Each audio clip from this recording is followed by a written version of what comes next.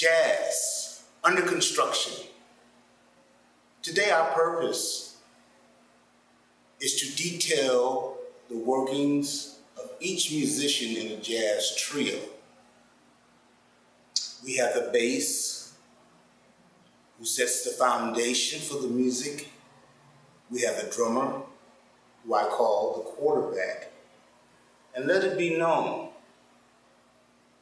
no band alive can be good if the drummer's not good. The piano player is more or less like the coach. He's the leader. And then on the icing of the cake is the vocalist. But right now, we're going to discuss some of the makings of the jazz trio. Jazz. American classical music originated in the Afro-American communities of New Orleans in the late 19th and early 20th centuries, rooted in blues, ragtime, and gospel. In the 1920s, it flourished to be one of the greatest musical art forms. Many times, people looked at classical musicians from Europe as highbrow, tuxedos, hi-hats, and some of the better concert halls. They looked at the jazz musician as dope addicts working in juke joints, and they had a connotation of being kind of sleazy. But when Louis Armstrong came about, Duke Ellington, they brought an air of sophistication to the music. They brought the music out of the juke joints into the fabulous concert halls that we have in America today. One thing that sets jazz apart from all the other music is the cool thing about it is improvisation. Improvisation. Okay, so we got this three elements that are the same as all other music, but the one thing that sets it apart is improvisation. Say, for instance, you know how to get home. You take the same route every day. That's what I would consider as classical music, reading off of a sheet. But what jazz musicians are able to do is take that and maybe go down a different road. The job of the jazz musician when he's improvising is to go off of the beaten path. It's like falling off a cliff. But the trick is he has to learn how to fall, find a safe landing. A lot of times, we take what's familiar, and that's what composed music is. It's reading. Like classical musicians can read off of a script, but they're not able to expound on it and to improvise. A jazz musician takes a melody, and he knows how to use, by way of using augmented seventh, augmented fifths, different whole tone scales. And he knows how to embellish off of that melody and then come back to the melody. That's the whole difference. He's able to improvise. So I would say being able to play music is more than just reading notes off of a script. You need to know how to be a good proficient jazz musician. You be able to play the melody, embellish on the melody, and be able to improvise off of that melody. So I'm going to wrap it up by saying jazz, which I'll call American classical music, is a term that I will use from now on, because I think it's taken out of the juke joints and bars and into the major music halls of today. So later on, we're going to show you, give you an example of us playing as a trio, and then later on, we're going to add a vocalist to our group and show you, give you an example of how we play and how we accompany a vocalist. When you do that, less is more. We got to play a little bit less with the vocalist because we have to listen to her. And it's a concert between the band and the vocalist. So we're going to wrap it up right now, and we're going to toss it over to our bass player. Hey everyone, my name is Trevor Ware, and I'm here to talk about the bass in the jazz context. Now, the bass is typically not an instrument that you see in the front of the band, but that doesn't mean it's not an important instrument. In fact, if you ask me, I think it's probably the most important instrument in the orchestra. Why? Because it does some very important things. As you heard Ron mention, the bass is, one of the things the bass does is anchor the harmony. We have just come to hear the low note, whatever low note is played in a chord as the bass, the root note, and that's the note that we listened for and that we attribute to a musical tonality. Well, that note is typically played by the bass player. So the bass player is usually in charge of that that harmonic foundation that comes in jazz. But there's another important thing that the bass does as well, and that's link the rhythm. The bass player works very closely also with the drummer to play rhythms that are in sync, that are basically from the jazz vocabulary, and work with the music. So if you ask me, the bass player is the one that's really most in control of the groove. The bass players are the ones in charge of making sure that the music feels good. And I know when I go out to hear music, if it's not feeling right, the first person I look for is the bass player, and I try to see what he's doing over there. And conversely, it's true. If it's really feeling good to me, I'm going to look for the bass player because I know that bass player is serving his role in the music. Hello, I'm Dexter Story. Jazz Under Construction. Jazz Under Construction, the title, speaks to the African American art form being not fully shaped, evolving. I kind of agree with that, under construction. It kind of speaks to the music growing, and it has grown. It's developed from the late 19th century to the present. I play the drums. As my colleagues have said, I think the drums are very important to this music. Ron Bishop says the drums are the most important element. Trevor Ware was speaking about how the bass holds this harmonic pulse, speaking to the pulse. I happen to think that the most important element of jazz is actually invisible. It's an element, it's a sense, it's a tone, it's a feeling. Some would call it swing. I think our forefathers have called it swing. I think we're all listening for something. I think there's an element that we're listening for that allows the music to develop around it. Sure, jazz also speaks to improvisation, particular harmony, a rhythmic foundation, a number of different things. But I also think that it's an invisible sense, a sense that I think was given to me by my father, even naming me Dexter after Dexter Gordon, long, tall. Jazz, for me, is something specific, and I tend to agree with musicians like Wynton Marsalis, who believes that jazz is a particular thing. It's not everything. It doesn't encompass everything. The drums, if I have to talk about my instrument in particular, I have to go back tens of thousands of years ago to early humans who stretched the skin over a piece of wood and beat it as an idiophonic experience or activity.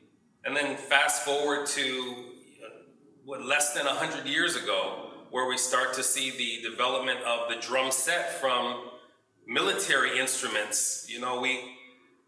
I think we forget that the actual rhythm instrument, or the rhythm section, comes from America.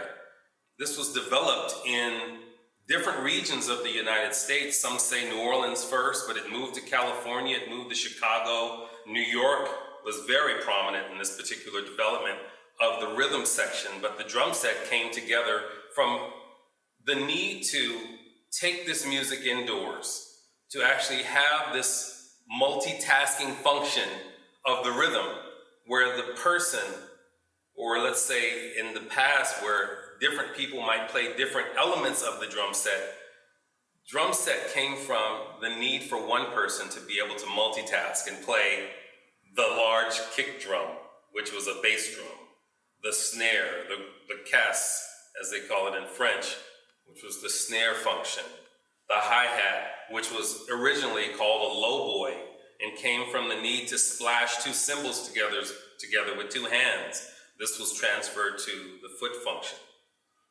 And then the cymbal put on a stand so that you could actually hit it as opposed to having to hold it. So the drum set actually was developed in America. And it's pretty awesome when you think about the rhythm section being an African-American construct. So yes, Jazz Under Construction is this evolving sense of innovation that comes from the materiality as well as the musicality of our greatest artists in this country. Okay, fellas, this is a tune I wrote called Grease and Gravy. It's an up-tempo jazz swing, 32-bar phrase. Okay. The first 16 bars is call and response. The second group of bars is going to be call and response again. When we get to the bottom, the last 4 measures, we're going to pedal on the B flat and go right back to the top again. Okay. Piano 2 times through, Okay. solo. Bass 1 solo. Okay. And then we're at the top again for the melody and out. Okay. Play at stop time on the way out also. Yes. Okay. Stop time on the way out, just like we did in the beginning. Okay. You got a chart? Yeah. I got a chart. We're going back to the very top. Very top At the end. after Trevor's solo. Okay. After Trevor's solo, we're gonna go back to the top and we're gonna take it out. And then that 4 At- bars, is that Those 4 bars at the end, this time we're going to extend it. the last time? Only Last the time. Okay. Maybe 8 bars. Okay. You want the drums out for that hit at the top? Yes, only the piano. Ba-da-da, bang, just answer me. Okay. Call and response, And then what's the very end of the tune? I will go on cue. Ba-da-bum, blank, blank, da-da-dum, blank, blank, ba-da-dum, blank, blank, ching. Okay? Are you sure it's ba-da-da, blank? Because you wrote those. Ba-da-dum. You didn't write the pickup in there. No, I didn't write So, the pick. It's but me. you want us to play it? No, I don't want you to write pen and paper. Okay, gotcha. Every Play it time. like it's written. Play is written. Okay, gotcha. Good. I'm the Okay. only one who does the Gotcha. pickups. Okay. Grease and Gravy is going to be played by my trio and my compadres, my friends, my brothers. Trevor Ware on bass. We have Mr. Dexter Story on drums. I call him the quarterback. All right? And myself, Ron Bishop. I composed this tune called Grease and Gravy. And it goes something like this. 1, 2, 1, 2, 3.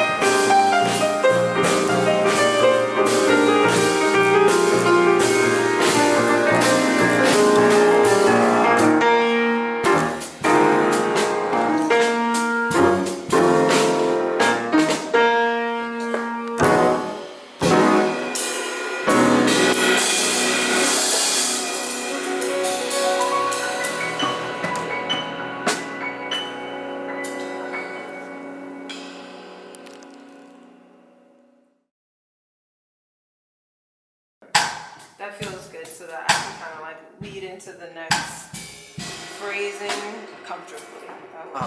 Okay. I'm watching the metronome, so I'll be You'll keep us there. put my head up like. Okay, so I get a 4-bar intro, and then Taylor and the whole band, and we'll come into the group. Okay, sounds good.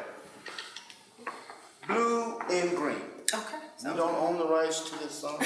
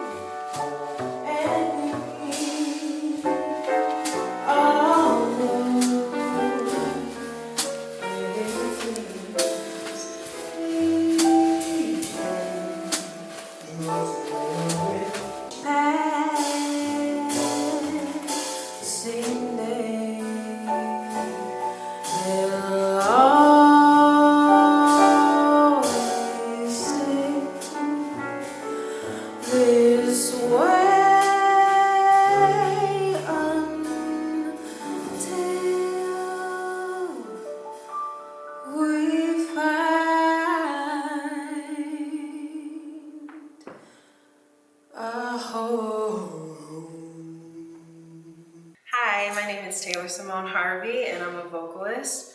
Super happy to be a part of such amazing musicians. What we just sang was, well, not we, me. What we just did was a song called Blue and Green, popularly done by Miles Davis. I think what a vocalist adds to the group is language, words, things that we can actually understand, the way that we talk, the way we speak, and sometimes the way we communicate an idea really pushes forth the musical understanding that we already get from an instrumental track. It's the words, the lyricism, and also the phrasing and styling of my favorites. Like, Sarah Vaughan or Ella Fitzgerald. I mean, the list goes on and on and on. That's inspired me.